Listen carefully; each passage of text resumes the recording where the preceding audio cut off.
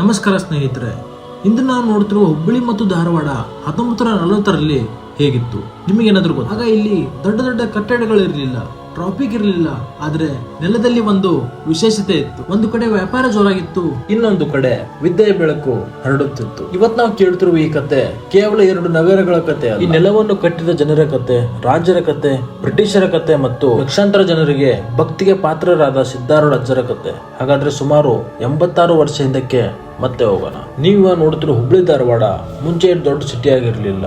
ಇಂದು ರಸ್ತೆಯಲ್ಲಿ ಸಾವಿರಾರು ವಾಹನಗಳು ಓಡಾಡುತ್ತವೆ, ದೊಡ್ಡ ದೊಡ್ಡ ಮಾಲ್ಗಳಿದೆ, ರೈಲು, ಬಸ್ಸು ಮತ್ತು ವಿಮಾನ ಎಲ್ಲವೂ ಇದೆ. ಆದ್ರೆ ಒಮ್ಮೆ ಕಣ್ಮುಚ್ಚಿ ಯೋಚಿಸಿ, ಇದೇ ಜಾಗ ಸುಮಾರು 1940ನೇ ವರ್ಷ. ಆಗ ಭಾರತಕ್ಕೆ ಸ್ವಾತಂತ್ರ್ಯ ಕೂಡ ಬಂದಿರಲಿಲ್ಲ, ಎಲ್ಲವೂ ಬ್ರಿಟಿಷರ ಆಡಳಿತದಲ್ಲಿತ್ತು. ಹುಬ್ಬಳ್ಳಿ ಮತ್ತು ಧಾರವಾಡ ಅವರ ಆಡಳಿತ ಕೆಳಗಡೆ. ಆ ಟೈಮಲ್ಲಿ ಬೆಳಿಗ್ಗೆ ಆದ್ರೆ ಸಾಕು, ಇವತ್ತಿನಂತೆ ವಾಹನಗಳ ಹಾರ್ನ್ ಕೇಳಿಸ್ತಿರ್ಲಿಲ್ಲ.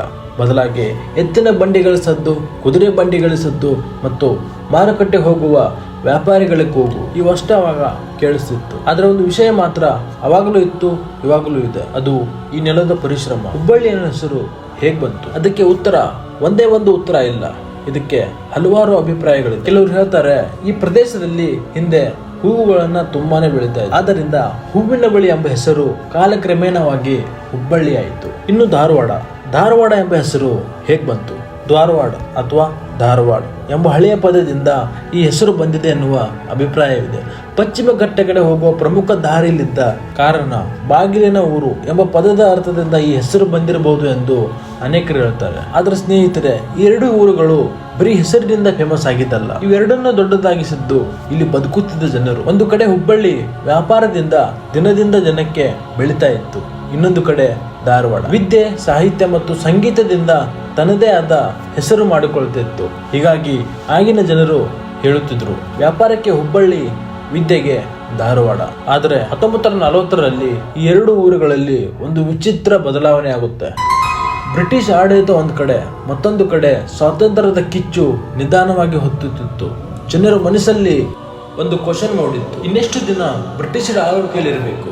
ಅದೇ ಸಮಯದಲ್ಲಿ ಹುಬ್ಬಳ್ಳಿಯಲ್ಲಿ ಒಬ್ರು ಮಹಾನ್ ಸಂತನ ಹೆಸರು ಮನೆ ಮಾತಾಗಿತ್ತು. ಬಡವನೇ ಆಗಿರ್ಲಿ, ಶ್ರೀಮಂತನೇ ಆಗಿರ್ಲಿ, ಎಲ್ರೂ ಆಶೀರ್ವಾದ ತಗೊಳ್ಳಕ್ಕೆ ಬರ್ತಿದ್ರು. ಆ ಮಹಾನ್ ವ್ಯಕ್ತಿಯೇ ಸಿದ್ದಾರೂಢ ಅಜ್ಜ ಅವರು. ಆದ್ರೆ ಅವರು ಯಾರು? ಹುಬ್ಬಳ್ಳಿ ಹೇಗೆ ಬಂದ್ರು? ಜನರು ಅವರನ್ನ ದೇವರಂತೆ ನೋಡಕ್ಕೆ ಯಾಕೆ ಶುರು ಮಾಡಿದ್ರು? ಅವರ ಜೀವನದಲ್ಲಿ ನಡೆದ ಘಟನೆಗಳು ನಿಜವಾಗಿಯೂ ಅಷ್ಟೊಂದು ವಿಶೇಷವಾಗಿದೆ. ಅದೇ ಕಥೆಯನ್ನ ಮುಂದಿನ ಭಾಗದಲ್ಲಿ ತಿಳಿದುಕೊಳ್ಳೋಣ. ಭಾಗ 2. ಸ್ನೇಹಿತರೆ, ಹಿಂದಿನ ಭಾಗದಲ್ಲಿ ನಾವು 1940ರಲ್ಲಿ ಹುಬ್ಬಳ್ಳಿ ಮತ್ತು ಧಾರವಾಡ ಹೇಗಿತ್ತು ಅಂತ ನೋಡಿದ್ದೀವಿ. ಆದ್ರೆ ಈಗ ಒಂದು ಪ್ರಶ್ನೆಗೆ ಉತ್ತರ ಹುಡುಕೋಣ. ಈ ಊರಿಗೆ ಹುಬ್ಬಳ್ಳಿ ಅಂತ ಹೆಸರು ಹೇಗೆ ಬಂತು? ನೋಡಿ, ಈ ಪ್ರಶ್ನೆಗೆ ಒಂದೇ ಒಂದು ಉತ್ತರ ಇಲ್ಲ. ಇತಿಹಾಸಕಾರರು ಬೇರೆ ಬೇರೆ ಅಭಿಪ್ರಾಯನ ಹೇಳ್ತಾರೆ.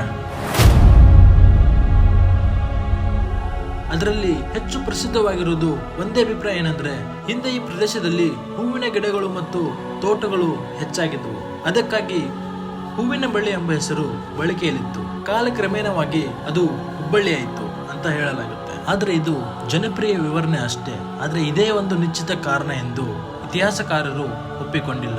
ಈಗ ಧಾರವಾಡ ಕಡೆ ಬರೋಣ. ಧಾರವಾಡ ಎಂಬ ಹೆಸರಿಗೂ ಹಲವು ವಿವರಗಳಿವೆ. ಆದ್ರೆ ಒಂದು ಪ್ರಸಿದ್ಧ ಅಭಿಪ್ರಾಯ ಪ್ರಕಾರ ಪಶ್ಚಿಮ ಘಟ್ಟದ ಕಡೆಗೆ ಹೋಗುವ ಪ್ರಮುಖ ಮಾರ್ಗದಲ್ಲಿದ್ದ ಕಾರಣ ದ್ವಾರದ ಊರು ಎಂಬ ಅರ್ಥದ ಪದದಿಂದ ಈ ಹೆಸರು ಬಂದಿರಬಹುದು ಎಂದು ಹೇಳಲಾಗುತ್ತೆ. ಹೆಸರು ಹೇಗೆ ಬಂದಿತ್ತು ಅನ್ನೋದಕ್ಕಿಂತ ದೊಡ್ಡ ವಿಷಯ ಏನಂದ್ರೆ, ಈ 2 ಊರುಗಳು ತಮ್ಮ ಕೆಲಸದಿಂದ ಹೆಸರು ಮಾಡಿವೆ. ಹುಬ್ಬಳ್ಳಿ ಅಂದ್ರೆ ವ್ಯಾಪಾರ, ಧಾರವಾಡ ಅಂದ್ರೆ ವಿದ್ಯೆ. ಆದ್ರೆ ಈ ಕತೆ ಇಷ್ಟಕ್ಕೆ ಮುಗಿಲಿಲ್ಲ. ಸುಮಾರು 600 ವರ್ಷಗಳ ಹಿಂದೆ ಈ ನೆಲದ ಮೇಲೆ ವಿಜಯನಗರ ಸಾಮ್ರಾಜ್ಯದ ಪ್ರಭಾವ ಇತ್ತು. ನಂತರ ಆದಿಲ್ ಶಾ ಆಡಳಿತ ಬಂತು. ಅದರ ನಂತರ ಮರಾಠ ಆಳ್ವಿಕೆ. ಕೊನೆಗೆ ಬ್ರಿಟಿಷರು ಈ ಭಾಗದ ಆಡಳಿತವನ್ನು ತಮ್ಮ ಕೈಗೆ ತಗೊಂಡ್ರು. ಪ್ರತಿ ರಾಜವಂಶವು ಈ ನೆಲದ ಮೇಲೆ ತನ್ನ ಗುರುತನ್ನು ಬಿಟ್ಟು ಹೋಗಿದೆ. ಯಾರೋ ಕೋಟೆ ಕಟ್ಟಿದ್ರು, ಯಾರೋ ರಸ್ತೆ ಮಾಡಿದ್ರು, ಯಾರೋ ವ್ಯಾಪಾರಕ್ಕೆ ಜಾಗವನ್ನ ಕೊಟ್ಟರು. ಇದರಿಂದಲೇ ಹುಬ್ಬಳ್ಳಿ ನಿಧಾನವಾಗಿ ದೊಡ್ಡ ವ್ಯಾಪಾರ ಕೇಂದ್ರವಾಗಿ ಬೆಳೆಯಲು ಆರಂಭವಾಯಿತು. ಇನ್ನೊಂದು ಕಡೆ ಧಾರವಾಡದಲ್ಲಿ ಶಿಕ್ಷಣಕ್ಕೆ ಹೆಚ್ಚು ಮಹತ್ವ ಸಿಕ್ಕಿತು. ದೂರದ ಊರುಗಳಿಂದ ವಿದ್ಯಾರ್ಥಿಗಳು ಇಲ್ಲಿಗೆ ಬರಲು ಆರಂಭಿಸಿದ್ರು. ಇಂದಿಗೂ ಧಾರವಾಡವನ್ನ ವಿದ್ಯಾಕಾಶಿ ಎಂದು ಕರೆಯುವುದಕ್ಕೆ ಇದೇ ಕಾರಣ.